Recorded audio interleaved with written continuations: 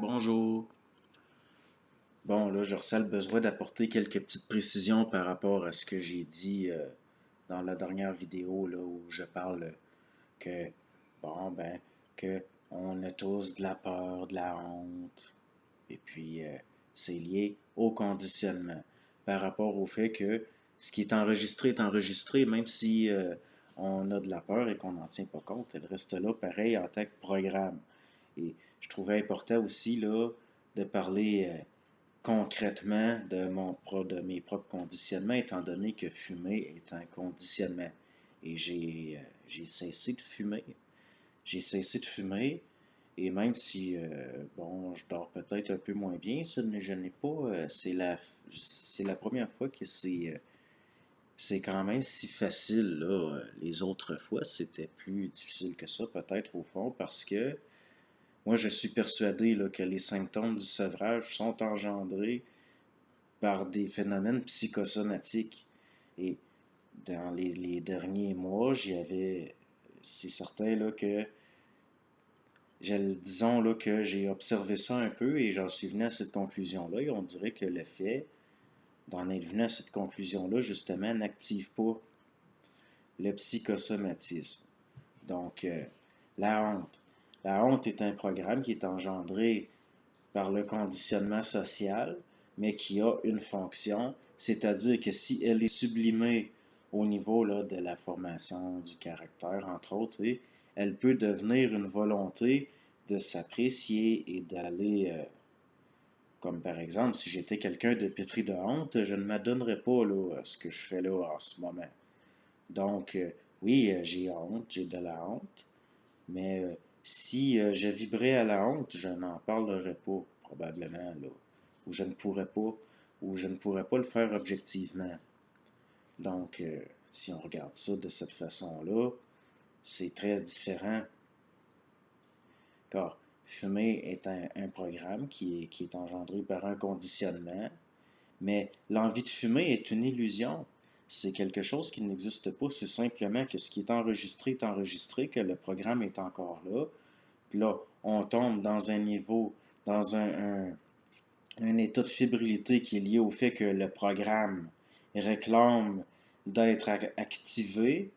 Et ça va faire en sorte que des pensées liées, comme par exemple des pensées liées à une envie de fumer, vont se manifester dans l'esprit.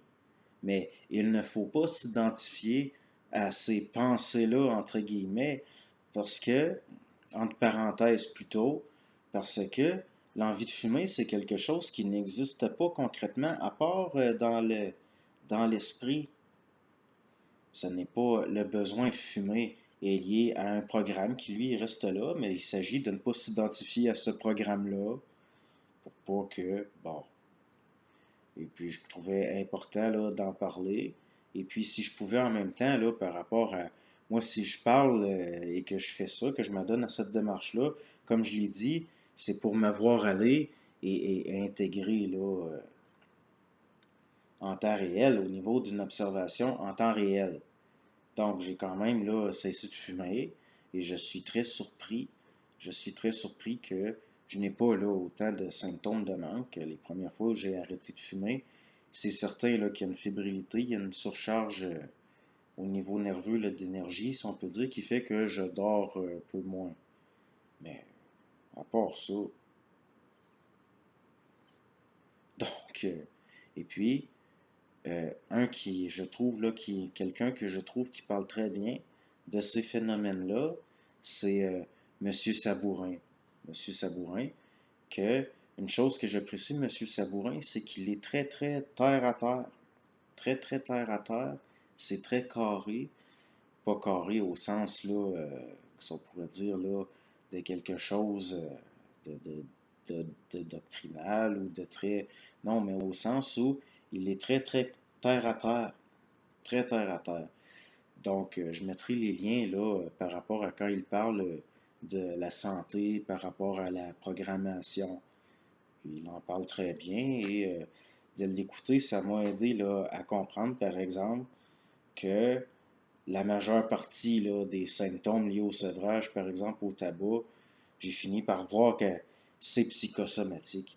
C'est psychosomatique, c'est évident. Et l'envie de fumer n'existe, le besoin de fumer n'est pas réel. Ce n'est pas réel. Il s'agit simplement d'un état lié à un programme qui est là et qui cherche à se faire activer. Et si vous vous identifiez à ce conditionnement-là, eh bien là, en effet, vous allez recommencer, vous allez succomber.